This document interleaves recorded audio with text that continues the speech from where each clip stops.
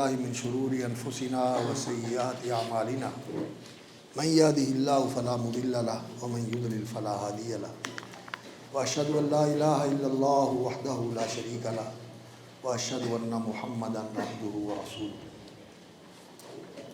أما بعد فإن خير الحديث كتاب الله وخير الهدي هدي محمد صلى الله عليه وسلم وشر الأمور محدثاتها وكل محدثة بدعة وكل بدعة ضلالة وكل ضلالة في النار.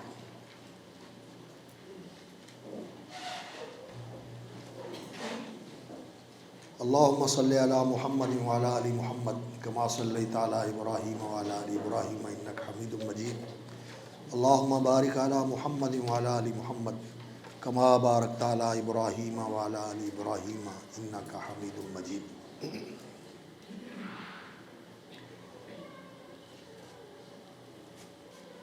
اصحاب الفضیلہ، العلماء والمشائخ، الافاضل والاساتذہ، الاکارم اور عزیز القدر طلباء اور بہت ہی لائق تکریم اور قابل احترام احباب گرامی، حاضرین و سامعین کرام، سلسلہ کلام جاری ہے. اس کتاب کے درس اور تدریس، اس کے فہم اور تفہیم کے حوالے سے جو آپ کے ہاتھوں میں ہے الاصول الثلاثہ، 3 دین کے بنیادی اصول. یہ بنیادی اصول جو ہیں دین کے 3، ان کے بیان کرنے میں اس کتاب کے مصنف امام محمد بن عبد الوہاب رحمۃ اللہ علیہ نے جو اسلوب اختیار کیا ہے، آپ نے اندازہ کیا کہ انہوں نے تمہید اور مقدمے کے طور پر کچھ باتیں بیان فرمائیں اور پھر اس کے بعد یہ اصول بیان فرمائے، اور ان اصول کی بیان کی اور ذکر کی جو ترتیب انہوں نے رکھی ہے یہ نزولی ہے، یعنی اوپر سے شروع کیا. سب سے پہلا اصل اللہ کی معرفت، اور اس کے بعد دوسرا اصل اللہ کے دین کی معرفت، اور اس کے بعد تیسرا اصل اللہ کے رسول کی معرفت. اوپر سے اللہ رب العزت کے ہم بندے ہیں، اس کی ہم مخلوق ہیں، اور اس کی پہچان یہ ہمارے لیے سب سے اولین ضرورت ہے کہ ہمیں پیدا کس نے کیا ہے، وہ ہم سے چاہتا کیا ہے، اور پھر اس نے ہمارے لیے کیا دستور زندگی اور نظام حیات مقرر فرمایا ہے. تو اس کی پہچان کے بعد اس نظام حیات کو پہچاننا کہ جو اس نے ہمارے لیے مقرر کیا ہے یہ ضروری ہے، اور اس نظام حیات کو لے کے آنے والے، ہم تک پہنچانے والے اور اس پر عمل کر کے دکھانے والے جس عمل کو اور جس اسوہ حسنہ کو اللہ رب العزت نے قبول فرما کے اس پر مہر لگا دی ہے، اور اسے پوری انسانیت کے لیے آپ صلی اللہ علیہ وسلم کی امت جو اس وقت موجود تھی اور قیامت تک جو آنے والے لوگ ہیں ان سب کے لیے اللہ رب العزت نے کامل اور بہترین نمونہ قرار دے دیا. تو یہ ترتیب جو ہے انہوں نے اس میں ملحوظ رکھی ہے، ترتیب نزولی، یعنی اوپر سے شروع کیا ہے اور پھر دین، اور پھر اس کے بعد دین کے مبلغ اور دین کو پہنچانے والے اور دین پر عمل کر کے دکھانے والے جو انسانوں میں سے تھے. اللہ رب العزت تو عرش کے اوپر ہے، دین اوپر سے آیا ہے، اور آیا کس پر ہے؟ محمد رسول اللہ صلی اللہ علیہ وسلم پر. تو رسول اکرم صلی اللہ علیہ وسلم انسانوں میں سب سے افضل ہے. اللہ رب العزت ساری کائنات میں سب سے اعلیٰ و برتر ہے، العلی العظیم، وہ بلندیوں والا ہے اور عظمتوں والا ہے. ساری مخلوق اس سے کمتر ہے، اس کی مخلوق ہے، اس کے محتاج ہیں اور اس کے سامنے بے حیثیت ہے.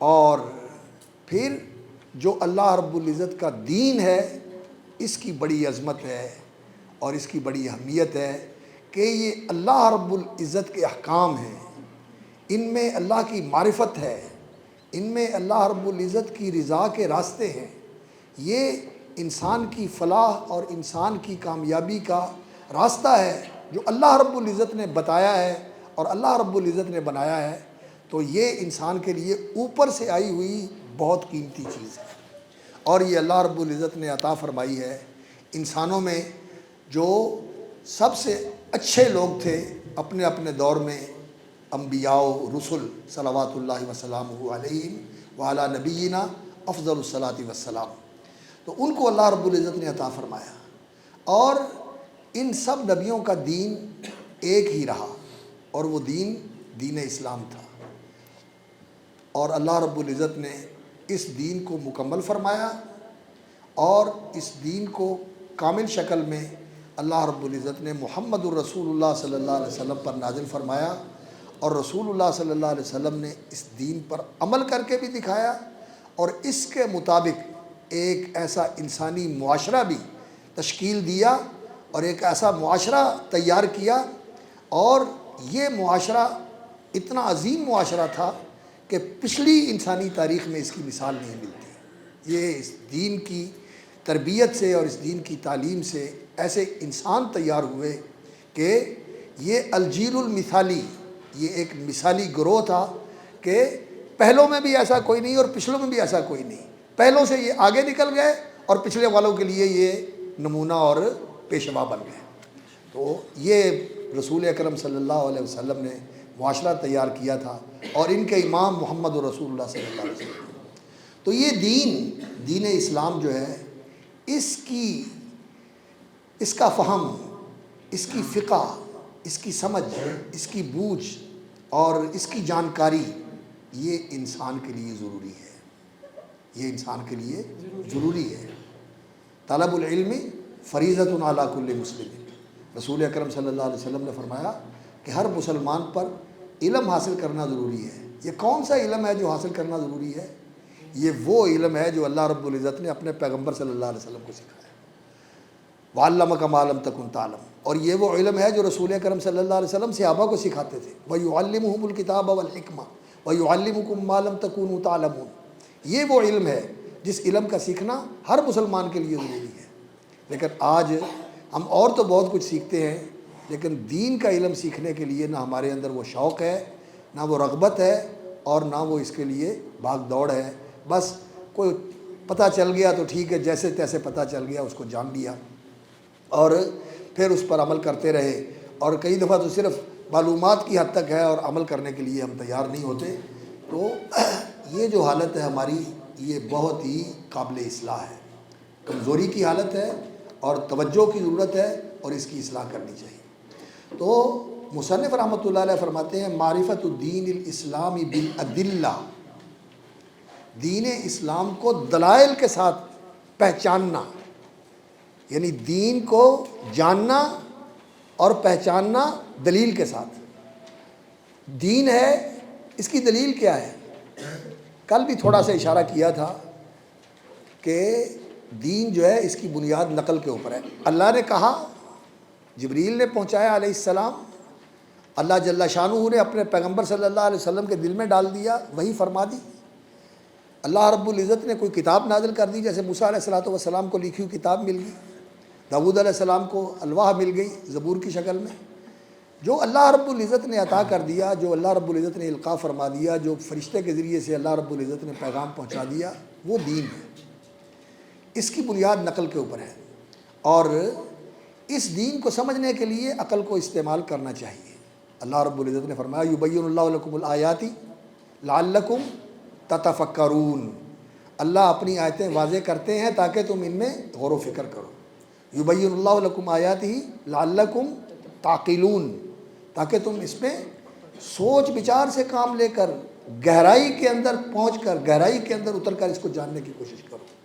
تو دین کو عقل اور فکر سے کام لے کر سمجھنا چاہیے۔ یہ ایسی چیز نہیں ہے کہ بس سنی اور پھر اس کے بعد آدمی کہے کہ جی اب میں نے اس کو ماننا ہے، نہیں، یہ ایسی چیز ہے کہ آپ غور و فکر کریں گے تو اس کی حقانیت اور صداقت اور اس کی مصلحت اور اس کی حکمت یہ آپ کے سامنے اس طرح واضح ہو جائے گی کہ آپ کا ذہن بھی مطمئن ہو جائے گا اور آپ کا قلب بھی مطمئن ہو جائے گا کہ یہ جو کچھ ہے یہ تو میرے اندر کی بات ہے، اس میں تو میرا بھلا ہی بھلا ہے، اس میں تو میرا فائدہ ہی فائدہ ہے۔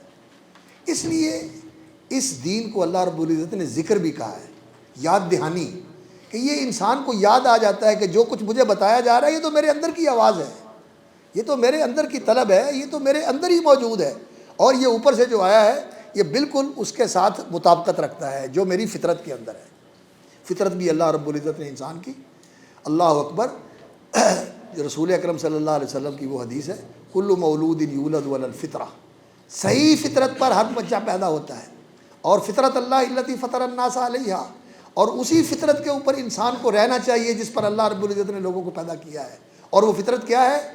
اسلام، کہ یہ انسان اللہ کا فرما بردار بنے۔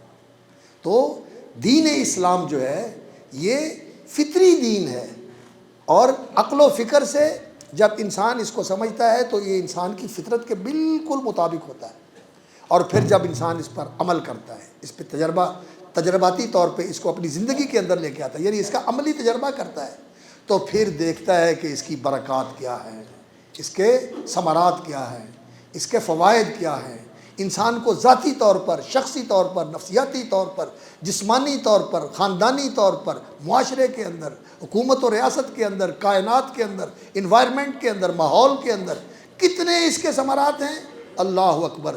جیسے جیسے انسان عمل کرتا ہے پتہ چلتا ہے، کیونکہ اللہ رب العزت نے فرمایا ہے وَلَوْ أَنَّ أَهْلَ الْقُرَىٰ آمَنُوا وَاتَّقَوْا، اگر بستیوں کے رہنے والے ایمان لے آئیں اور تقوی اختیار کریں، ایمان یقین کے ساتھ اللہ کی بات کو سچ ماننا اور دل سے عزم کر لینا کہ میں اس کی تابعداری کروں گا، ایمان اس کا نام ہوتا ہے، جیسے کل بھی میں نے بتایا تھا۔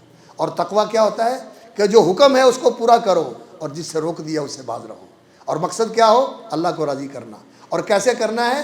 اللہ کی بتائی ہوئی اور اتاری ہوئی روشنی کے مطابق، علی نور من اللہ وہدی منہ، اللہ کی بتائی ہوئی روشنی، اللہ کی اتاری ہوئی روشنی اور اللہ کی بتائی ہوئی ہدایت کے مطابق اس پر عمل کرنا ہے، اللہ کی رضا حاصل کرنے کی، یہ تقوی ہے۔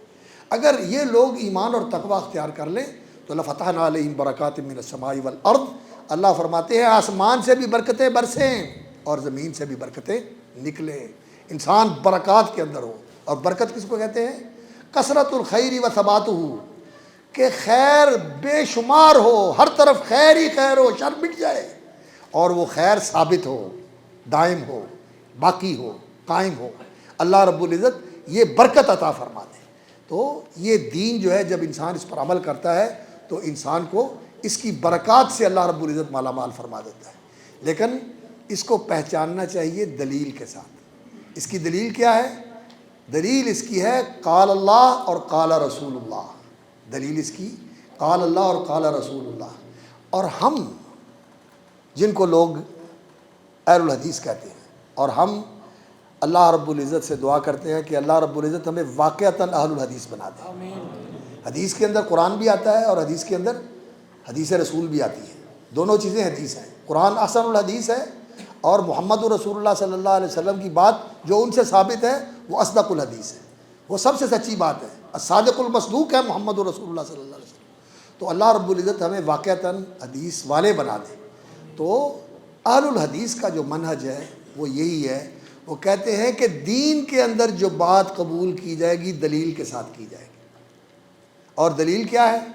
دلیل جو ہے اللہ کا فرمان ہے اور اللہ کے رسول کا فرمان ہے، اور باقی اللہ کی بات کو اور اللہ کے رسول کی بات کو جس طرح علماء نے سمجھا ہے تو پھر ان کی بات کو بھی قبول کیا جا سکتا ہے، لیکن اس کی دلیل ہونی چاہیے پیچھے، کس دلیل سے انہوں نے لیا ہے۔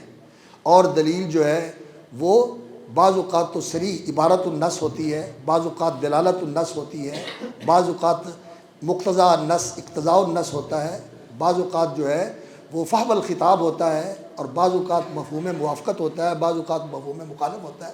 یہ ساری دلالت کی قسمیں ہیں، یہ دلالت کی ساری قسمیں ہیں، اور کبھی عموم ہوتا ہے اور کبھی جو ہے وہ شریعت کے جو مقاصد ہیں ان مقاصد کے تحت آنے والی چیز ہوتی ہے، اور کبھی جو شریعت کے مسالے ہیں جن مسالے کو شریعت نے ملحوظ رکھا ہے اور ان کے تحفظ کا اہتمام کیا ہے، یہ شریعت کے اندر غور و فکر کرنے سے انسان کو معلوم ہوتا ہے کہ کون سے شریعت کے مقاصد ہیں اور کون سی مسالے ہیں جن کو شریعت محفوظ رکھنا چاہتی ہے، اور کون سے مفاسد ہیں جن کو شریعت ختم کرنا چاہتی ہے۔ جو ہماری زندگی کے اندر فساد والی چیزیں ہیں، دھوکہ دینا ہے، جھوٹ بولنا ہے، بدکاری کرنا ہے، بد امنی پھیلانا، یہ سارے مفاسد ہیں۔ ان مفاسد کو شریعت ختم کرنا چاہتی ہے۔ امن ہے، سلامتی ہے، خیر خواہی ہے، احسان ہے، عدل ہے اور امن و امان ہے معاشرے کے اندر، یہ مسالے ہیں جن کو شریعت قائم رکھنا چاہتی ہے۔ تو ان مسالے کا تحفظ کیسے ہوتا ہے اور ان مفاسد سے بچاؤ کیسے کیا جا سکتا ہے، اور شریعت کے مقاصد کیا ہے؟ شریعت کے مقاصد یہ ہیں کہ یہ انسان اللہ رب العزت کی بندگی کرے، کیونکہ یہ اللہ کا بندہ ہے، اللہ کی عبادت کے لیے پیدا ہوا ہے، اور یہ اللہ رب العزت نے اس کے سر پہ خلافت کا تاج رکھا ہے، اور اسے خلافت عرضی کی ذمہ داری بھی اللہ نے سونپی ہے۔ وَجَعَلْنَاكُمْ انی جاعل فی الارض خلیفہ وهو الذی جعلکم خلائف فی الارض، اللہ رب العزت نے تمہیں زمین میں خلافت بخشی ہے، یعنی اقتدار بخشا ہے، اور اللہ رب العزت نے اختیار کو استعمال کرنے کی تمہیں آزادی دی ہے۔ یہ اختیار انسان نے کیسے استعمال کرنا ہے کہ فساد نہ پھیلے، انسان جو ہے وہ اللہ کو راضی کر لے، اللہ کی منشا کے مطابق، اس کی رضا کے مطابق کام کرے، اور اللہ کے ہاں بھی سرخرو ہو، اور اس کی دنیا بھی اچھی ہو جائے، اور دین کی بھی مخالفت نہ ہو، اور سب سے بڑھ کر یہ ہے کہ انسان کی جو اصل زندگی ہے، آخرت کی زندگی، وہ کامیابی والی زندگی بن جائے، سرخروئی والی زندگی بن جائے، وہ شاد کامی والی زندگی بن جائے۔ اس طرح انسان زندگی گزارے۔ دین اس چیز کی رہنمائی کرتا ہے، یہ دین کا مقصد ہے، یہ دین کا مقصد ہے۔ اس کے لیے جان کی حفاظت، اس کے لیے عزت و آبرو کی حفاظت، اس کے لیے مال کی حفاظت، اس لیے نسب کا تحفظ، اس کے لیے کسی کی عزت و کرامت کا تحفظ، یہ سارے شریعت کے مقاصد میں چیزیں آتی ہیں۔ تو ان ساری چیزوں کو سمجھ کر اس کی روشنی میں کسی کی بات کو قبول کیا جاتا ہے، تو دلیل کے ساتھ بات کو مانا جاتا ہے، بغیر دلیل کے نہیں مانا جاتا۔ اور یہ جو حضرات کہتے ہیں کہ جی ہم نے تو اپنے ذمے یہ لازم کیا ہوا ہے کہ ہم نے بغیر دلیل کے ہی ماننا ہے، کہ ہم نے اپنے گلے میں ایک ذمہ داری ڈال لی ہے، خود ہی، یہ خود اختیار کردہ ہماری ذمہ داری ہے کہ ہم کہتے ہیں کہ جی ہم نے تو ساری ذمہ داری دلائل کو سمجھنے کی دوسرے کے اوپر ڈال دی، اور ہم تو اس کے پیروکار ہیں آنکھیں بند کر کے۔ یہ طریقہ صحیح نہیں ہے۔ اللہ رب العزت نے کیا فرمایا؟ افمن یمشی مکبا علی وجہہ اہدی امن یمشی سویا علی صراط مستقیم۔ ایک ایسے چلا جا رہا ہے، آنکھیں بند اور سر نیچے، اور جدھر کو لیے جا رہا ہے ادھر چلا جا رہا ہے، یہ زیادہ ہدایت یافتہ ہے امن یمشی سویا، چلتا بھی سیدھے راستے پہ اور آنکھیں بھی کھلی ہوئی ہیں اور پتہ ہے کہ میں کدھر جا رہا ہوں، وہ سیدھے راستے پر ہے۔ ہم کہتے ہیں کہ دین کے اندر تقلید جو ہے نا، خاص طور پر علماء کے لیے اور طلبۃ العلم کے لیے اور پڑھے لکھے لوگوں کے لیے، جو دلیل کو سمجھ سکتے ہیں، جان سکتے ہیں، تھوڑی سی جانکاری کریں، تھوڑی سی کوشش کریں تو دلیل تک پہنچ سکتے ہیں، ان کے لیے دین کو دلائل کے ساتھ سمجھنا ضروری ہے۔ یہ پھر جب عمل کریں گے تو یہ اتباع ہوگا۔ ہاں، کوئی آدمی اگر ایسا ہے کہ جس کو بیچارے کو سمجھ ہی نہیں، دیہاتی آدمی ہے، بدوی آدمی ہے، سیدھا بندہ ہے، اس کو کیا آپ بتائیں گے؟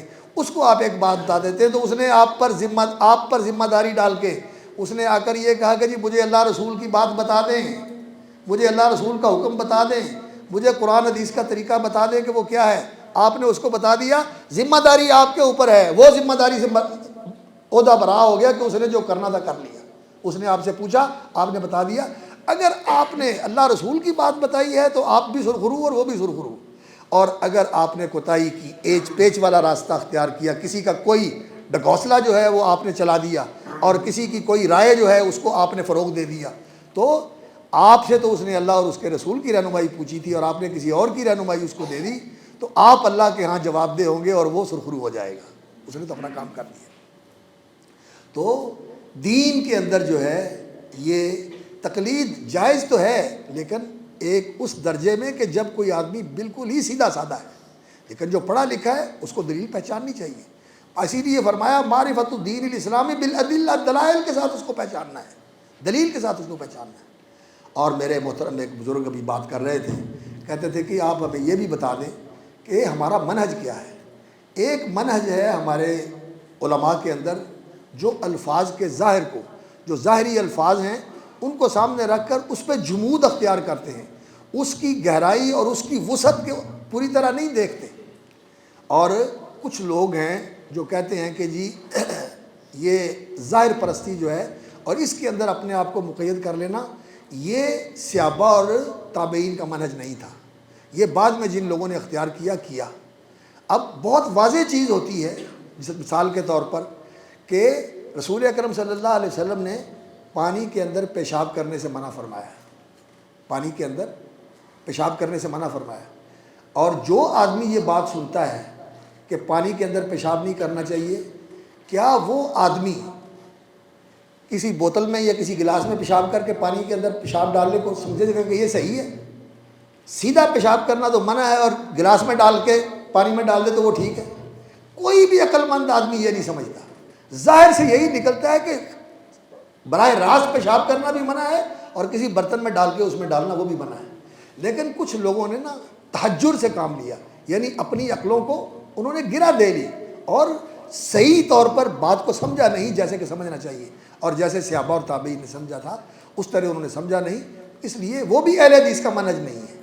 اور کچھ لوگ ایسے ہیں جنہوں نے یہ راستہ اختیار کیا کہ جو کچھ ان کے بزرگوں نے، ان کے اساتذہ نے اور ان کے علاقے کے علماء نے فتاویٰ جاری کیے اور انہوں نے مسائل کے جوابات دیے اور ان کے جو اقوال تھے ان اقوال کو جمع کیا اور ان پر غور و فکر کیا اور ان سے اصول نکالے کہ ان اصولوں کی روشنی میں انہوں نے یہ سارے فتاوے جو ہے نا مرتب کیے ہیں اور اس مسائل کے جواب دیے ہیں، اور ان اصولوں کے اوپر پھر انہوں نے مسائل کو پرکھنا اور جانچنا اور ان کا جواب دینا اور ان کی جو جزیات ہیں وہ تفصیلات ہیں وہ طے کرنا شروع کر دی، دلائل کو سامنے نہیں رکھا۔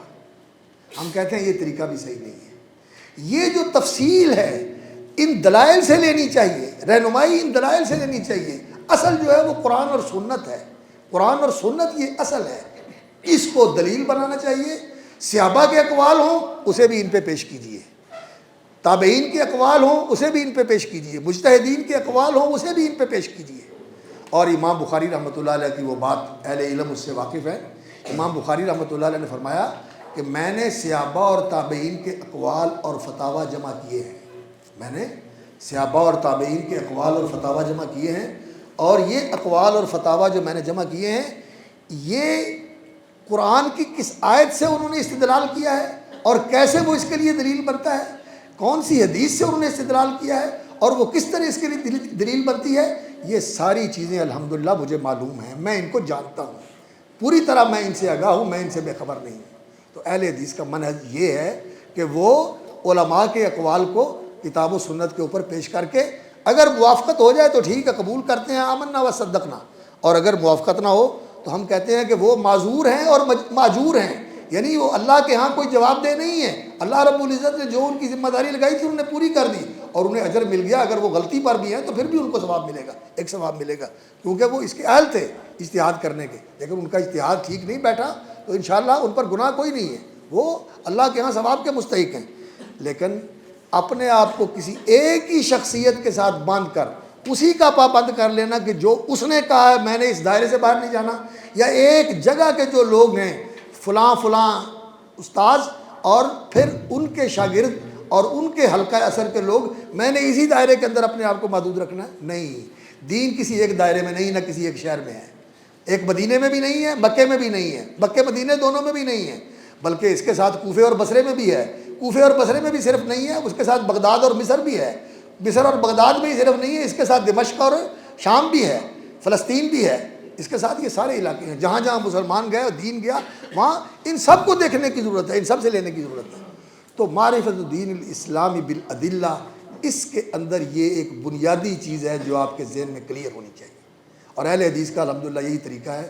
وہ کہتے ہیں کہ یہ جو مجتہد ہیں یہ صرف 4 نہیں ہیں، امام ابو حنیفہ رحمۃ اللہ علیہ مجتہد ہیں اور ہم ان کا احترام کرتے ہیں اور ان کے علم سے استفادہ کرتے ہیں۔ امام مالک رحمۃ اللہ علیہ ہیں، اسی طرح امام شافعی رحمۃ اللہ علیہ ان کے شاگرد ہیں، امام احمد ابن حنبل امام شافعی کے شاگرد ہیں، امام بخاری رحمۃ اللہ علیہ امام ابن حنبل کے شاگرد ہیں، اسی طرح امام ابو ثور ہیں وہ امام شافعی کے شاگرد ہیں، اسی طرح امام لیث ابن سعد ہیں وہ امام مالک کے ہم اثر ہیں، اسی طرح امام محمد ابن جریر الطبری ہیں وہ ان کے بعد ہیں، اسی طرح امام داود ہیں، اسی طرح اور بہت سارے علماء ہیں، امام اوزاعی ہیں رحمۃ اللہ علیہ، اور امام سفیان ثوری ہیں، امام سفیان ابن عیینہ ہیں، امام عبداللہ ابن مبارک ہیں، یہ سارے ائمہ دین ہیں، ان سب سے ہم لیتے ہیں، ہم کسی ایک شخصیت کے ساتھ اپنے آپ کو باندھتے نہیں ہیں۔ تو دین اسلام کو دلائل کے ساتھ سمجھنا چاہیے، اور جن لوگوں نے دین نقل کیا ہے ان سب سے دین لینا چاہیے، اور جیسا دین جو ہے وہ سمجھا گیا اور اس پر عمل کیا گیا صحابہ اور تابعین کے زمانے میں، اس کو سامنے رکھنا چاہیے، کیونکہ اس کے لیے نبی صلی اللہ علیہ وسلم نے خیریت کی بہترین ہونے کی گواہی دی ہوئی ہے۔ خیر الناس قرنی، خیر الناس قرنی، بہترین لوگ میرے زمانے کے ہیں، ثم الذین یلونہم، پھر ان کے بعد والے۔ تو وہ بہترین کس لحاظ سے ہیں؟ بہترین عمل کے لحاظ سے ہیں، بہترین فہم کے لحاظ سے، ان کا فہم بھی بہتر، ان کا عمل بھی بہتر، تو اس کو سامنے رکھنا چاہیے۔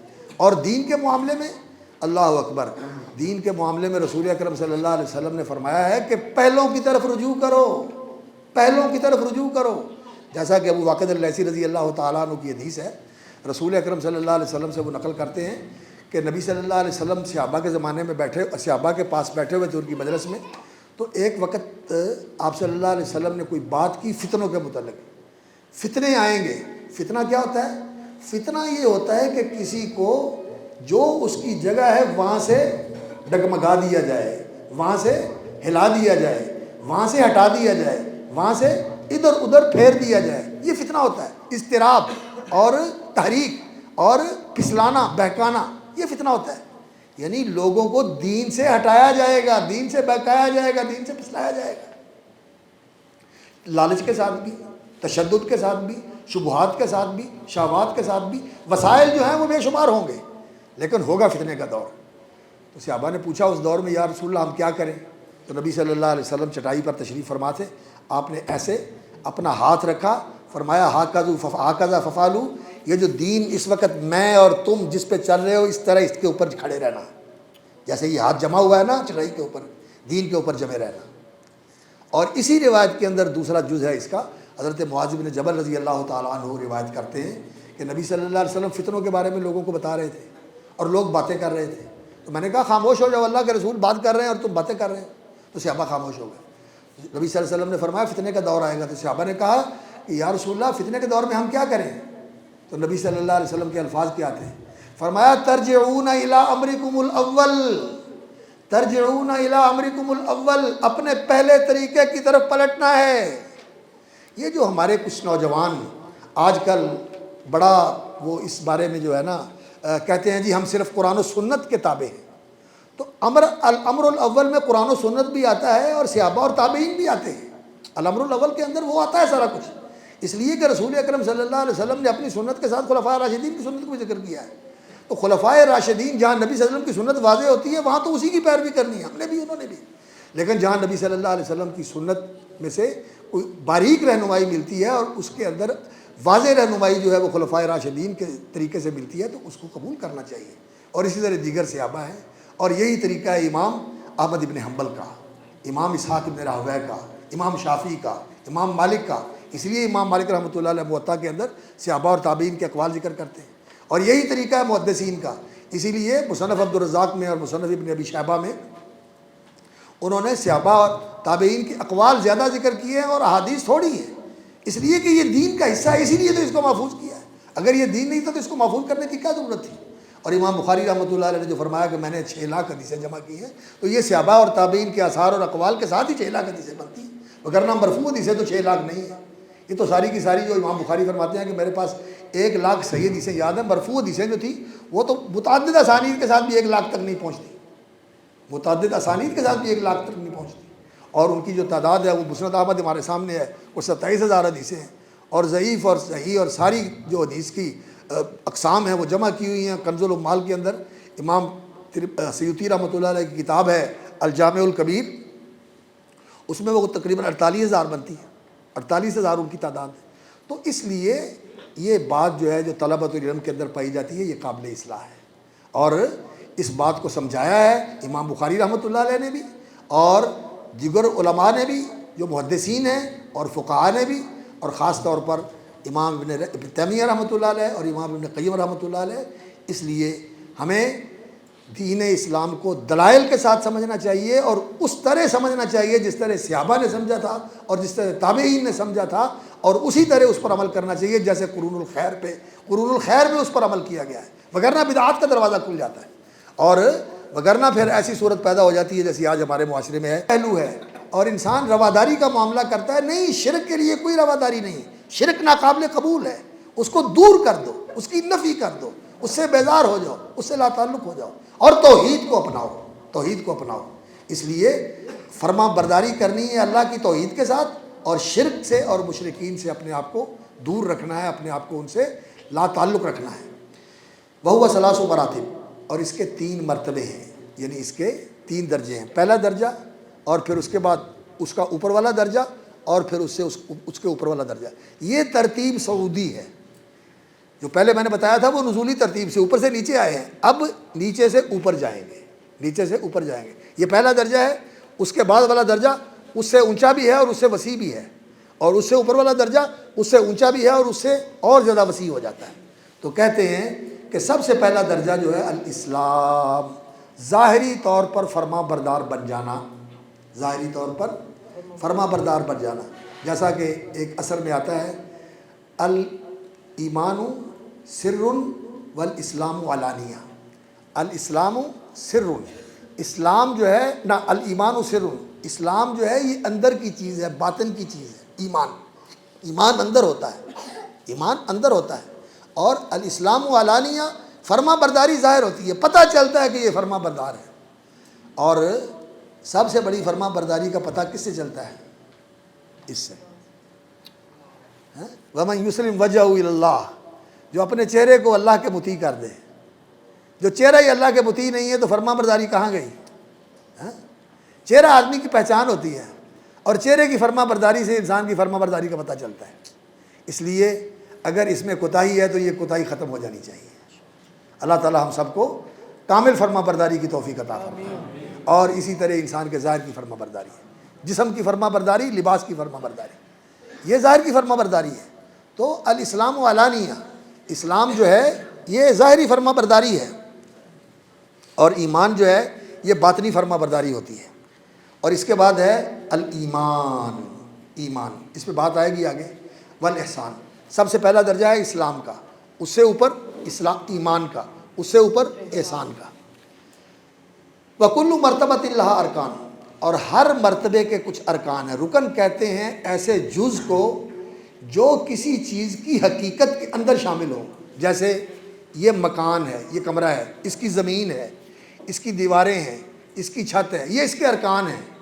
اگر ان میں سے کوئی چیز نہیں ہوگی تو یہ کمرہ نہیں رہے گا، زمین نہ ہو تو یہ کمرہ رہے گا، اگر دیواریں نہ ہو تو یہ کمرہ رہے گا، اگر چھت نہ ہو تو یہ کمرہ رہے گا نہیں۔ یہ چیزیں جو کسی کی حقیقت میں شامل ہوں اور ان کے بغیر وہ چیز مکمل نہ ہوتی، انہیں رکن کہا جاتا ہے، اور جمع اس کی ارکان ہوتی ہے۔ المرتبۃ الاولیٰ، تو کہتے ہیں اس کا پہلا مرتبہ ہے الاسلام۔ فارکان الاسلام خمسہ، اسلام کے 5 ارکان ہیں، اسلام کے 5 ارکان ہیں۔ شہادت اللہ الہ الا اللہ وان محمد الرسول اللہ، یہ 2 چیزوں کی شہادت، یہ دونوں شہادتیں مل کے ایک شہادت بنتی ہے۔ شہادت اللہ الہ الا اللہ و شہادت ان محمد الرسول اللہ، یہ شہادتین، دونوں شہادتیں یہ مل کر ایک شہادت بنتی ہے۔ یہ شہادتین توأم ہیں، یہ جوڑا ہے، یہ جڑوا ہیں، یہ جب ایک دوسرے کے ساتھ ملتی ہیں، دونوں اکٹھی ہوتی ہیں تو پھر صحیح شہادت بنتی ہے، تو شہادت اللہ الہ الا اللہ وان محمد رسول اللہ، اس چیز کی گواہی دینا۔ گواہی جو ہے اس کے اندر 2 چیزیں ضروری ہوتی ہیں، ایک علم اور دوسرا صدق، کہ انسان جانتا ہے اور پھر جو جانتا ہے اسی کے مطابق گواہی دے، سچی گواہی دے۔ علم، معرفت، یقین اور صدق، سچ، یہ 2 چیزیں ضروری ہوتی ہیں۔ تو اس لیے شہادت و لا الہ الا اللہ کے اندر لا الہ الا اللہ کا علم ضروری ہے، لا الہ الا اللہ کا علم ضروری ہے۔ اور اس کا کچھ آپ کو اندازہ کل والی گفتگو سے ہوا، جس میں اللہ رب العزت کی پہچان کا تذکرہ تھا۔ اللہ رب العزت کو جاننا اور پہچاننا ان دلائل کے ساتھ جو اس کی آیات منزلہ کے اندر ہیں اور ان آیات کے ساتھ اور دلائل کے ساتھ جو اس پوری کائنات کے اندر پھیلے ہوئے. تو اس کی گواہی دینا کہ لا الہ الا اللہ، شہادت اللہ الہ الا اللہ، کہ اللہ کے سوا کوئی الہ نہیں. اور جن علماء کو اللہ رب العزت نے دین کا فہم عطا فرمایا، انہوں نے یہ حقیقت بیان فرمائی کہ لا الہ الا اللہ کی کچھ شرطیں ہیں، وہ شرطیں اگر پوری ہوں گی تو پھر لا الہ الا اللہ کی گواہی معتبر ہوتی ہے. وگرنہ لوگ لا الہ الا اللہ پڑھتے بھی ہیں اور لا الہ الا اللہ کی عملاً نفی بھی کرتے ہیں. اور ایسے بھی ہیں جو لا الہ الا اللہ پڑھتے ہیں لیکن ان کو لا الہ الا اللہ کا معنی بتائیں تو بگڑ جاتے ہیں. اذا ذکر اللہ وحدہ اشمئزت قلوب الذین لا یؤمنون بالآخرہ واذا ذکر الذین من دونہ اذا هم یستبشرون. جب توحید کی بات ہوتی ہے تو ان کے دل سکڑ جاتے ہیں، کہتے ہیں یہ کیا کہہ رہے ہیں، توحید بات کر، بگڑ جاتے ہیں ان کے منہ. اور جب یہ فلاں بھی یہ کر سکتا ہے، فلاں یہ کر سکتا ہے، اس کے پاس یہ اختیار ہے، اس کے پاس یہ اختیار، تو کہتے ہیں سبحان اللہ سبحان اللہ. یہ جہالت ہے، یہ جہالت ہے. یہ لا الہ الا اللہ کی نفی ہے. لا الہ الا اللہ، اللہ اکبر، العلم المنافی للجہل. ایسا علم ہونا چاہیے جو جہالت کی نفی کر دے، پھر لا الہ الا اللہ کے معنی سے بے خبر نہ ہو. اور اگر جان کے لا الہ الا اللہ پڑھا جائے تو وہ اقبال نے کہا تھا نا، اللہ اکبر، چمی گویم مسلمانم بلرزم کے دانم مشکلات لا الہ رہا. جب میں کہتا ہوں کہ میں مسلم ہوں تو میں کانپ جاتا ہوں، اس لیے کہ لا الہ الا اللہ کی جو مشکلات ہیں نا، اس کے لیے جو قربانیاں دینی پڑتی ہیں، اللہ اکبر، یہ ساری قربانیاں جو لا ہے، چتیغے لا بدستاری بیاتن ہاچ غمداری، یہ لا کی تلوار سے جب نفی ہوتی ہے تو پھر اپنی ذات کی بھی نفی ہو جاتی ہے، اپنے مفادات کی بھی نفی ہو جاتی ہے، اپنے تعلقات کی بھی نفی ہو جاتی ہے، اپنی شہوات اور خواہشات کی بھی نفی ہو جاتی ہے. اور اللہ کے سوا جتنی مخلوقات ہیں ان کا نافع ہونا یا نقصان دہ ہونا، اس کی بھی نفی ہو جاتی ہے. ان سے کوئی امید وابستہ کرنا یا ان سے کوئی آدمی کو توقع رکھے، اس کی بھی نفی ہو جاتی ہے. نہ کوئی زندوں سے نہ کوئی مردوں سے، سارا کچھ انسان کا وابستہ ہوتا ہے تو صرف ایک اللہ کے ساتھ ہوتا ہے. یہ کوئی چھوٹی چیز ہے، یہ کوئی چھوٹی چیز ہے. اللہ اکبر. وہ جو اس نے کہا تھا نا اقبال نے، اس کی جو میرا خیال ہے ضرب کلیم میں لا الہ الا اللہ والی اس کی نظم ہے، وہ لا الہ الا اللہ والی نظم پڑھنے والی ہے. صنم کدا ہے جہاں لا الہ الا اللہ، اللہ اکبر، اگرچہ بت ہیں جماعت کی آستینوں میں، مجھے حکم ازاں لا الہ الا اللہ. تو لا الہ الا اللہ جو ہے یہ اس کا علم ہونا چاہیے. جس چیز کا لا الہ الا اللہ کے اندر بیان کیا گیا اس کی پوری معرفت ہونی چاہیے، اور پھر اس کا یقین ہونا چاہیے، اور پھر یہ سچے دل سے لا الہ الا اللہ کو پڑھے. صدق ہونا چاہیے، جھوٹ سے نہیں. ایسے جھوٹ موٹ لا الہ الا اللہ کہہ دیا جیسے منافق کہتے تھے، یہ جھوٹا لا الہ الا اللہ کوئی فائدہ نہیں دے گا، عمل تکذیب کر رہا ہے. اور اسی طرح پھر اس لا الہ الا اللہ کو قبول کر لینا، صدق دل سے قبول کر لینا.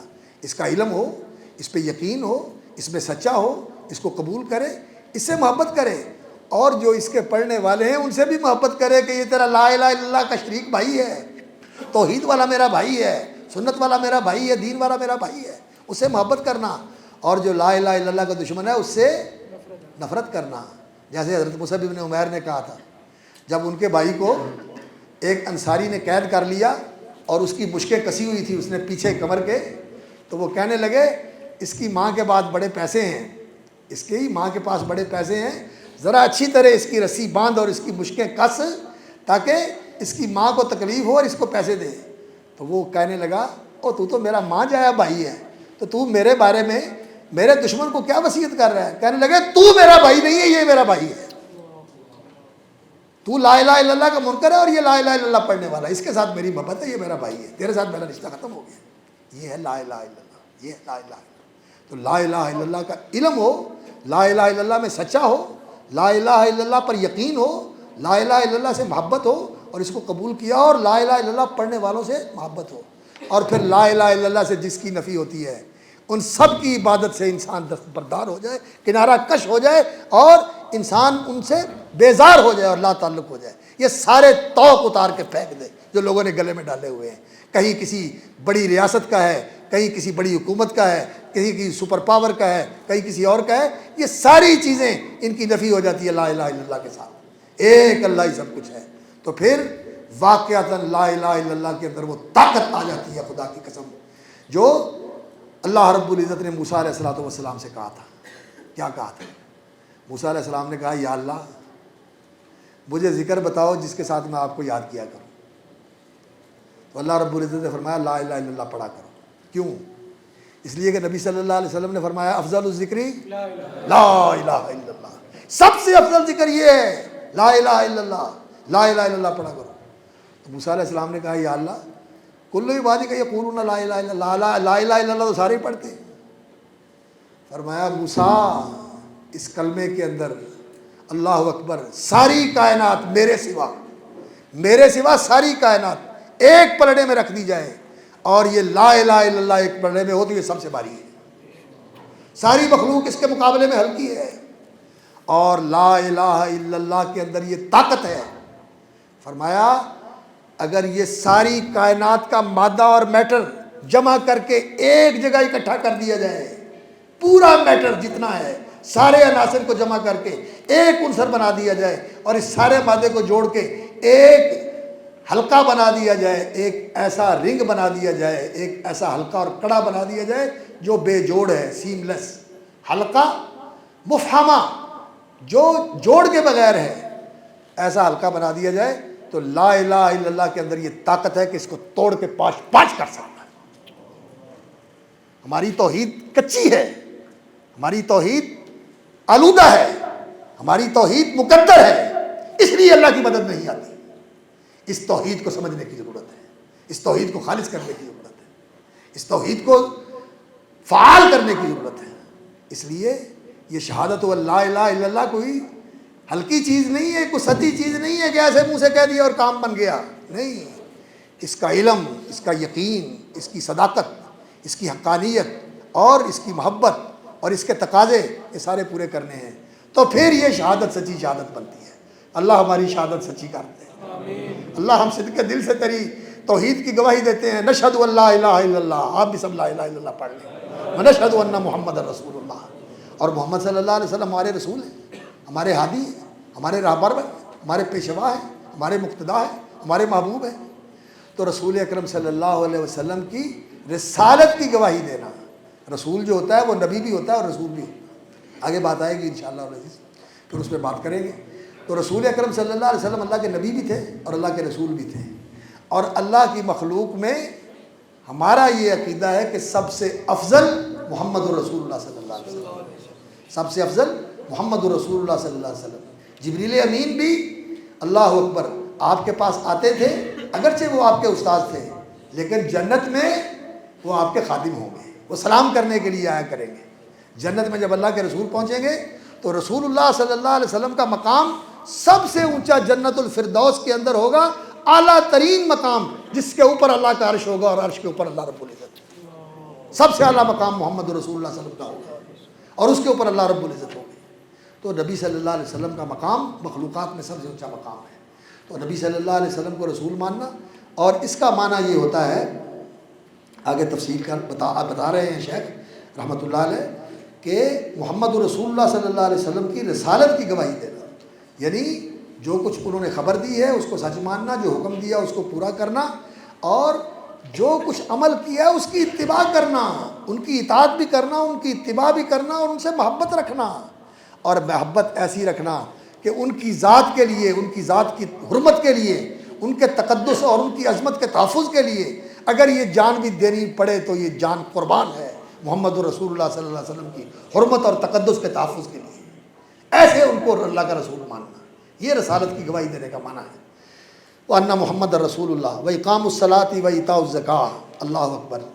پھر یہ دونوں مل کر ایک رکن، دونوں شہادتیں مل کر ایک رکن، اور پھر نماز قائم کرنا، اور نماز قائم کرنا، اللہ اکبر، قائم کرنا کا ہے، اداء الصلاۃ بھی کا، ادا کرنا نہیں گلے سے اتار کے پھینک دیا، چھدا اتار دیا اور جو گلے میں بوجھ ڈالا تھا اس کو پھینک دیا، نہیں، اقام الصلاۃ، نماز قائم کرنا، اقام الصلاۃ، نماز قائم کرنا، یعنی اس کے آداب، اس کے ارکان، اس کے واجبات، اس کی سنتیں، اس کی شروط، یہ ساری چیزیں پوری کر کے خشوع خضوع کے ساتھ نماز ادا کرنا، وقت پر پابندی کے ساتھ ادا کرنا، وَإِيتَاءُ الزَّكَاةِ، خوش دلی کے ساتھ پوری پوری زکوٰۃ ادا کرنا۔ ہمارے تو یہ ہوتا ہے کہ تھوڑے سے پیسے بانٹ کر لوگ کہتے ہیں کہ ہم نے زکوٰۃ دے دی، نہیں، پورا حساب کر کے زکوٰۃ دینی چاہیے۔ ایتاء الزکوٰۃ، زکوٰۃ کے ساتھ مال میں کمی نہیں آتی، اور مال کی خرابی اور مال کا شر جو ہے وہ دور ہو جاتا ہے، اور مال محفوظ ہو جاتا ہے، مال محفوظ ہوتا ہے۔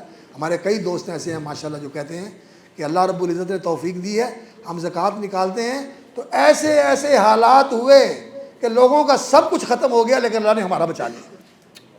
زکوٰۃ دیتے تھے، ایک ہمارے دوست تھے، ان کا انتقال ہو گیا، کہنے لگے اللہ اکبر، حافظ صاحب کمال ہی ہو گیا، گھر میں ڈاکو آئے سارا کچھ لے گئے، اور اللہ رب العزت کا فضل یہ ہوا کہ سارا کچھ ہی واپس مل گیا۔ اللہ حالانکہ چلا جائے تو پھر واپس نہیں آتا، یا ڈاکو لے جاتے ہیں یا ماشاءاللہ وہ لے جاتے ہیں جو ڈاکو کو قابو کرنے والے ہیں، لیکن وہ کہتے ہیں سارا کچھ اللہ نے واپس کر دیا۔ کہتے ہیں میں زکوٰۃ دیتا تھا، اللہ نے محفوظ رکھا۔ تو زکوٰۃ کے ساتھ مال کی حفاظت بھی ہوتی ہے۔ وہ ایتاء الزکوٰۃ و صوم رمضان، اور رمضان کے روزے، رمضان کے روزے یہ بھی فرض ہیں۔ یہ شہادتین پہلا رکن، نماز قائم کرنا دوسرا رکن، زکوٰۃ دینا تیسرا رکن، اور روزے رکھنا چوتھا رکن۔ وحج بیت اللہ الحرام، اور بیت اللہ الحرام کا قصد کر کے، احرام باندھ کے اس کی زیارت کے لیے جانا، اور وہاں جا کر وہ سارے عمل بجا لانا جو رسول اکرم صلی اللہ علیہ وسلم نے حج کے اندر کیے ہیں۔ حج کے مناسک یعنی حج کی عبادتوں کو، اور اسی طرح جو چھوٹا حج ہے، عمرہ چھوٹا حج ہوتا ہے، اس کو بھی حج کہا جاتا ہے۔ حج اصغر ہے عمرہ، اور حج اکبر ہے وہ حج جو حج کے زمانے میں اور حج کے دنوں میں مینا اور عرفات سارے مشاعر پر جا کر اعمال بجا لائے جاتے ہیں، اس کو حج اکبر کہتے ہیں۔ تو حج بیت اللہ الحرام، بیت اللہ کا حج کرنا، عمرے کے لیے جائے یا حج کے لیے جائے، اس کا بھی یہ بھی رکن ہے دین کا۔ قولہ تعالی، دلیل شہادت قولہ تعالی شہد اللہ انہ لا الہ الا هو والملائکۃ واولو العلم قائما بالقسط لا الہ الا هو العزیز الحکیم۔ شہادت کی دلیل کیا ہے؟ یہ اللہ تعالیٰ نے اس کی شہادت دی ہے، لا الہ الا اللہ۔ تو اللہ نے اس کی شہادت دی ہے، ہم بھی اس کی شہادت دیتے ہیں، ہم بھی اس کی شہادت دیتے ہیں، اور اس کے بارے میں آپ نے سن لیا۔ وَمَعْنَاهَا، اور اس کا معنی یہ ہے لا معبود بحق الا اللہ، کہ اللہ کے سوا کوئی سچا معبود نہیں ہے۔ جھوٹے معبود تو ہزاروں ہیں، جگہ جگہ لوگوں نے جھنڈے گاڑے ہوئے ہیں، کعبے بنائے ہوئے ہیں، اور لوگ وہاں سے گزرتے ہوئے سلام کرتے ہیں اور نذرانے نکال کے دیتے ہیں بگھیوں کو، چرسیوں کو، کہ خوب بھنگ اور چرس پیو اور ہماری قسمتیں بناؤ اور ہمارا کام میں برکت ڈالو۔ یہ کام ہوتا ہے۔ یہ جھوٹے معبود تو لوگوں نے بے شمار بنائے ہوئے ہیں، لیکن سچا معبود اللہ کے سوا کوئی نہیں ہے۔ لا معبود بحق الا اللہ ولا الہ، اور لا الہ کا معنی کیا ہے؟ نافیا جمیع ما یعبد من دون اللہ، اللہ کے سوا جس کی پرستش ہوتی ہے۔ پرستش کا معنی کیا ہوتا ہے؟ محبت سے کسی کو پوجنا۔ لوگ محبت میں جو کسی کے گرفتار ہوتے ہیں اس کو کیا کہتے ہیں؟ پرستار۔ یہ تمہارے پرستار ہیں جی، یہ تمہارے پجاری ہیں۔ ہندی والے پوجا کہہ دیتے ہیں اور فارسی والے پرستش کہہ دیتے ہیں، تو ہماری زبان میں بھی پرستار کہہ دیتے ہیں۔ یہ جو محبوبوں کی پرستش کرتے ہیں، انہوں نے ان کو محبوبوں کو معبود بنایا ہوا ہے، اسی لیے جو وہ کہتے ہیں اس کے لیے کرنے کے لیے تیار ہو جاتے ہیں۔ ماں باپ کو بھی چھوڑ دیتے ہیں، دین کو بھی چھوڑ دیتے ہیں، دین چھوڑتے ہیں لوگ، ان کے پیچھے لوگ دین بھی چھوڑ دیتے ہیں۔ اللہ اکبر۔ تو جن کی عبادت کی جاتی ہے، فرشتوں کی کو کرتا ہے جیسے یہ کرتے تھے مشرکین مکہ، یا کوئی کسی نبی ولی کی کرتا ہے جیسے مشرکین کرتے تھے، بت بنا کے رکھے ہوئے تھے، نبیوں کے بھی نیک بندوں کے بھی۔ تو یہ سارے جو ہیں جن کی عبادت کی جاتی ہے اللہ کے سوا، ان کی نفی کرنا کہ ہم سب کی عبادت سے دستبردار ہوتے ہیں۔ اننی براء مما تعبدون، جن کی تم عبادت کرتے ہو میں سب سے لا تعلق اور بیزار ہوں، الا الذی فطرنی، سوائے اس کے جسے میرا پیدا کرنے والا اور میرا خالق ہے۔ اور الا اللہ، اس کا معنی ہے کہ صرف ایک اللہ کی عبادت کرتا ہوں۔ اور اللہ یہ لفظ جو ہے، اللہ یہ الہ سے بنا ہے، اور یہ اللہ کا ذاتی نام ہے، اور یہ اس واجب الوجود ذات کا وہ پاک نام ہے جو سارے اسماء حسنہ کو جامع ہے، اور اس میں اللہ کی ساری صفات آ جاتی ہیں۔ تو وہ اللہ جو اسماء حسنہ والا ہے اور صفات علیہ والا ہے، وہ اس اللہ کو میں مانتا ہوں کہ وہ میرا الہ ہے، اور وہ سچا الہ ہے، وہ میرا الہ ہے۔ لا شریک لہ فی عبادتی، اس کی عبادت میں بھی کوئی اس کا ساجی نہیں، جیسے اس کی اس کائنات کے اوپر بادشاہت میں کوئی اس کا ساجی نہیں۔ اس کائنات کا سچا بادشاہ کون ہے؟ فتعال اللہ الملک الحق، سچا بادشاہ اللہ ہے جس کی بادشاہی قائم ہے، جس کو چاہے زندہ کر دے، جس کو چاہے فوت کر دے، جس کو چاہے عرش سے گرا دے، جس کو چاہے تخت پہ چڑھا دے، اور جس کو چاہے تخت سے اتار کر تختے پہ لٹکا دے، وہ کر دیتا ہے۔ ہوتا ہے یا نہیں ہوتا؟ ایسے ہوتا ہے، وہ ہے سچا بادشاہ۔ اور باقی یہ جو بنے ہوئے ہیں، وہ سمجھتا ہے کہ یہ بادشاہ ہے، وہ سمجھتا ہے یہ بادشاہ ہے، اس سے جا کر پوچھو کہتا ہے میرے پلے کچھ نہیں، وہ کہتا ہے میرے پلے کچھ نہیں، اوپر سے حکم آیا، اوپر سے حکم آیا۔ یہ تو ایسے ہی سارا سلسلہ چلتا ہے، یہ ایک دوسرے کے اوپر مسلط ہوئے ہیں۔ اصل بادشاہی جو ہے وہ اللہ رب العزت کی ہے۔ تو جیسے اس کی بادشاہی میں کوئی اس کا شریک نہیں ہے، اسی طرح اس کی عبادت میں بھی کوئی اس کا شریک نہیں ہے۔ وَتَفْسِيرُهَا الَّذِي يُوَزِّعُهَا قَوْلُهُ تَعَالَى وَتَفْسِيرُهَا الَّذِي يُوَزِّعُهَا قَوْلُهُ تَعَالَى وَإِذْ قَالَ إِبْرَاهِيمُ لِأَبِيهِ وَقَوْمِهِ إِنَّنِي بَرَاءٌ مِّمَّا تَعْبُدُونَ۔ اس کو سمجھنے کے لیے اس آیت کا ترجمہ سن لیں، یعنی شہادت لا الہ الا اللہ کی وضاحت جاننے کے لیے اس آیت کا ترجمہ سن لیں۔ جب ابراہیم علیہ السلام نے اپنے باپ سے کہا اور اپنی قوم سے مخاطب ہو کر کہا اننی براء مما تعبدون، بے شک میں لا تعلق اور بیزار ہوں ان سب سے جن کی تم عبادت کرتے ہو، یعنی ان کی عبادت سے لا تعلق ہوں، ان کی عبادت سے بیزار ہوں۔ باقی اگر ان میں کوئی اللہ کا نیک بندہ ہے تو اسے تو لا تعلق نہیں ہے، اسے تو محبت کرتے ہیں، اس کے ساتھ تو ہمیں عقیدت ہے، اس کا احترام بھی کرتے ہیں، لیکن اس کی عبادت نہیں کرتے، اس کی عبادت سے لا تعلق ہے۔ الا الذی فطرنی، سوائے اس اللہ کے جس نے مجھے پیدا کیا، فإنہ سیہدین، وہ میری رہنمائی کرے گا۔ اور یہ مقام جو ہے سورۃ الشعراء کا، اللہ اکبر، الا الذی فطرنی فإنہ سیہدین، نہ یہ سورۃ الزخرف کا مقام ہے۔ سورۃ الشعراء کے اندر بھی ابراہیم علیہ السلام کا قول نقل کیا ہے، جب انہوں نے اپنی قوم سے مخاطب ہو کر کہا تھا، وہاں تو بہت لمبا بیان ہے اور بہت ہی خوبصورت بیان ہے۔ وَجَعَلَهَا كَلِمَةً بَاقِيَةً فِي عَقِبِهِ لَعَلَّهُمْ يَرْجِعُونَ، اور یہی کلمہ کہ میں اللہ کے سوا کسی کی عبادت نہیں کرتا اور صرف ایک اللہ کی عبادت کرتا ہوں، لا الہ الا اللہ، یہی کلمہ انہوں نے باقی رکھا اپنی نسل کے اندر، لعلہم یرجعون، تاکہ وہ شرک سے پلٹ کے توحید کی طرف آ جائیں، تاکہ وہ بے دینی سے ہٹ کر دینداری کی طرف آ جائیں۔ اور اللہ تعالیٰ کا یہ قول جس میں اللہ تعالیٰ نے اہل اسلام کو مخاطب کر کے کہا ہے کہ ہمارے پیغمبر صلی اللہ علیہ وسلم کے لیے حکم ہے اور وہ ہمارے لیے حکم ہے، اور ان کی اتباع میں ہمیں یہی کہنا چاہیے، قل یا اہل الکتاب، اے کتاب والو، تعالوا الی کلمۃ سواء بیننا و بینکم، آؤ ایک ایسی متفق علیہ بات کی طرف جو برابر ہے ہمارے اور تمہارے درمیان۔ تم بھی پڑھتے ہو، ہم بھی پڑھتے ہو، لیکن تم پڑھتے ہو تو اس کی مخالفت کرتے ہو، ہم پڑھتے ہیں تو اس کے تقاضوں کے مطابق عمل کرتے ہیں۔ نبی صلی اللہ علیہ وسلم کی دعوت کیا تھی؟ قولوا لا الہ الا اللہ تفلحوا، لوگو لا الہ الا اللہ کہہ لو کامیاب ہو جاؤ گے۔ سارے دین کی جڑ بنیاد اسی لا الہ الا اللہ کے اندر ہے۔ تو تعالوا الی کلمۃ سواء بیننا و بینکم اللہ نعبد الا اللہ ولا نشرک بہ شیئا ولا یتخذ بعضنا بعضا اربابا من دون اللہ، ہم اللہ کے سوا کسی کی عبادت نہ کریں اور اس کے ساتھ کسی کو شریک نہ بنائیں، اور ہم آپس میں ایک دوسرے کو رب نہ بنائے ہیں کہ وہ کہے کہ میں تیری مانوں گا، وہ کہے میں تیری مانوں گا۔ اس طرح ایک دوسرے کو رب بنانا جیسے یہاں آج کل دنیا میں چلتا ہے، وہ کہتے ہیں جی سب سے بڑی جو سپریم اتھارٹی ہے وہ یہ ہے، وہ کہتے ہیں جی سپریم اتھارٹی یہ ہے، وہ کہتے ہیں جی یہ ہے، وہ کہتے ہیں یہ ہے۔ ایسے ہی لوگوں نے بنائے ہوئے ہیں، یہ کوئی جو ہے سپریم نہیں ہے اور کوئی جو ہے وہ اللہ اتھارٹی نہیں ہے، اصل اتھارٹی اللہ کی ہے اور اللہ کے بعد اللہ کے رسول کی ہے۔ دین کے اندر یہی اتھارٹی ہے، اللہ اور اس کا رسول، یہی اتھارٹی ہے۔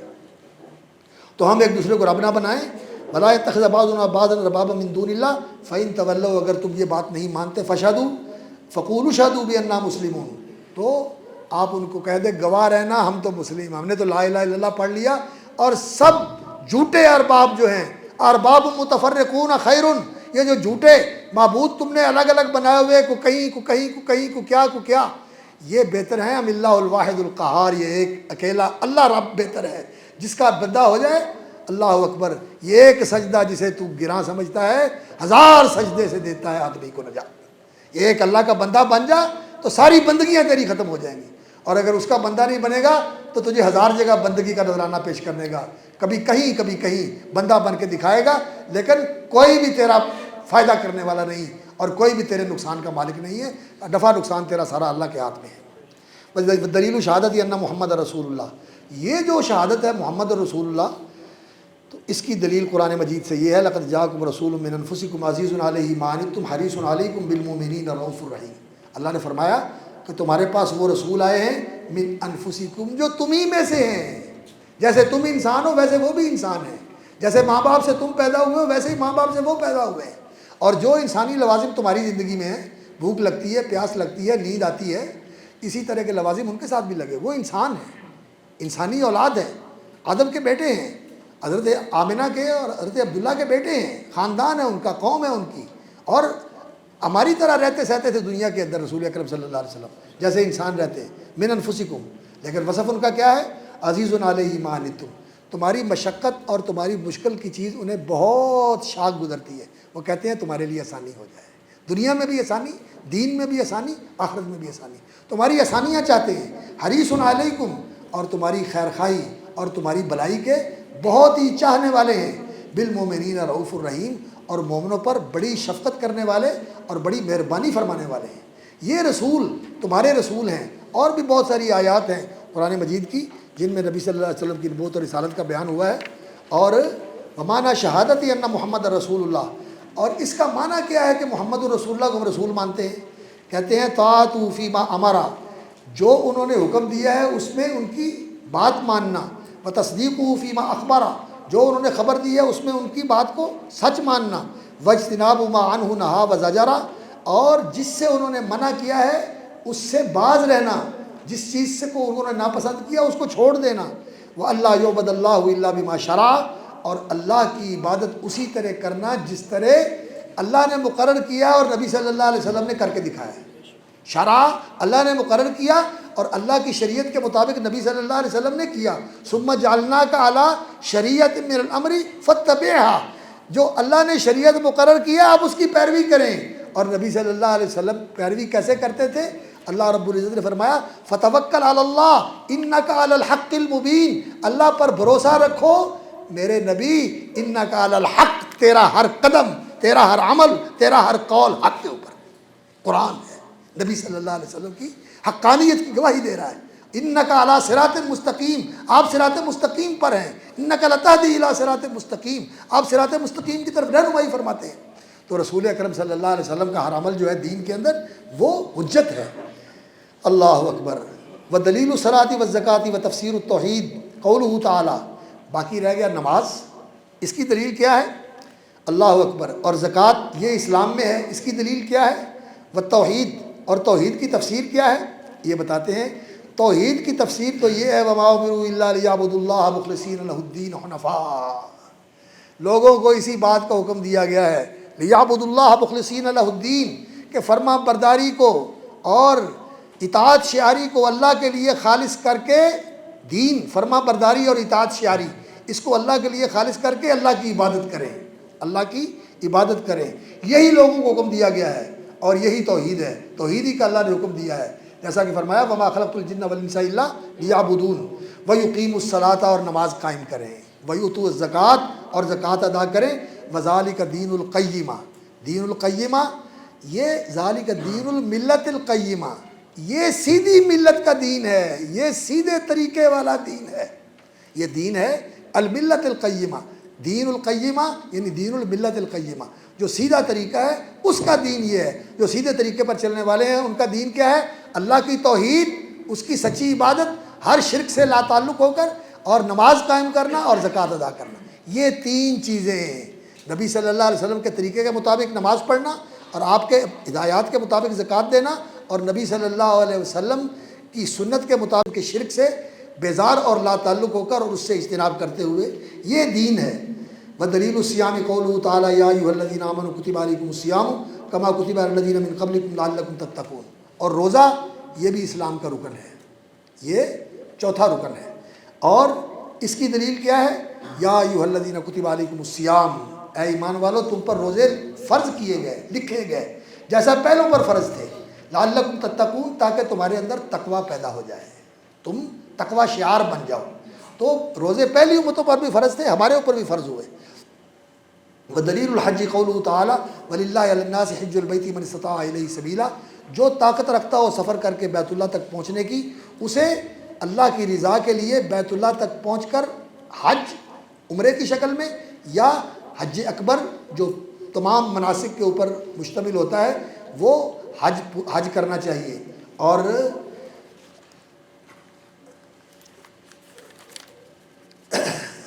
یہاں صرف 5 منٹ میں میں ایک بات کہنا چاہتا ہوں، پھر انشاءاللہ اس موضوع پر گفتگو مکمل ہو جائے گی۔ اسلام جو ہے اس کے ظاہری ارکان تو یہ ہیں جو آپ نے سنے، اور رسول اکرم صلی اللہ علیہ وسلم نے اس اسلام کے بارے میں، جو اسلام انسان کی زندگی میں آ جائے تو پھر انسان کی وہ زندگی نظر آتی ہے، وہ رسول اکرم صلی اللہ علیہ وسلم نے چیزیں بیان فرمائی ہیں۔ تو نبی صلی اللہ علیہ وسلم کا فرمان ہے، المسلم من سلم المسلمون من لسانہ و یدہ۔ مسلم وہ ہوتا ہے، اسلام کا معنی ہوتا ہے سلامتی، سلامتی میں آ جانا اور سلامتی میں رکھنا۔ آپ بھی لوگوں کو سلامتی کا پیغام دیں کہ میری طرف سے آپ کے لیے سلامتی ہے، کوئی ڈر خوف نہیں ہے، اور آپ کے شر سے بھی لوگ محفوظ رہیں، اور اللہ تعالیٰ اسلام کی وجہ سے آپ کو لوگوں کے شر سے بھی محفوظ کر لے گا۔ تو المسلم من سلم المسلمون من لسانہ و یدہ، مسلم وہ ہوتا ہے جس سے مسلمان اس کے ہاتھ سے بھی محفوظ رہیں، کسی کو نقصان بھی نہ پہنچائے اپنے ہاتھ کے ساتھ، اپنا درخواست لکھ کے، جھوٹا مقدمہ دائر کر کے، یا کسی کی زمین پر قبضہ کر کے، یا کوئی اور اس طرح کی ایذا رسانی کے ساتھ کسی مسلمان کو اذیت اور تکلیف نہ پہنچائے۔ اور اسی طرح من سلم المسلمون من لسانہ و یدہ، اس کی زبان سے بھی محفوظ رہے، نہ کسی کو گالی دے، نہ کسی پر تہمت لگائے، نہ کسی کا مذاق اڑائے، نہ کسی کی تحقیر اور توہین کرے، اور نہ کسی پر الزام لگائے، اور نہ کسی کو بدنام کرنے کے لیے کوئی بات بنائی اور سوشل میڈیا کے اوپر ڈال دی، یا جھوٹی خبر لگا دی، اور کسی کو زیر بار کرنے کے لیے اور اسے خوفزدہ کر کے اس کو بلیک میل کرنے کے لیے کوئی جھوٹی خبر اس کے بارے میں نشر کر دی۔ یہ جتنے طریقے اختیار کرتے ہیں یہ مسلمانوں والے طریقے نہیں ہیں، یہ مسلمانوں والے طریقے نہیں۔ المسلم من سلم المسلمون من لسانہ و یدہ۔ اور نبی صلی اللہ علیہ وسلم سے پوچھا گیا، ای الاسلام خیر، یا رسول اللہ سب سے بہتر اسلام کون سا اسلام ہے؟ تو نبی صلی اللہ علیہ وسلم نے کیا بتایا؟ فرمایا، اطعام الطعام و افشاء السلام، لوگوں کو کھانے کھلایا کرو، بھوکوں کو کھلایا کرو۔ یہ مسلمانی ہے، بھوکوں کو کھلانا، لوگوں سے چھیننا اور لوگوں کو بھوک میں مبتلا کرنا، یہ اسلام والوں کی صفت نہیں ہے، یہ مسلمانوں کا طرز عمل نہیں ہے۔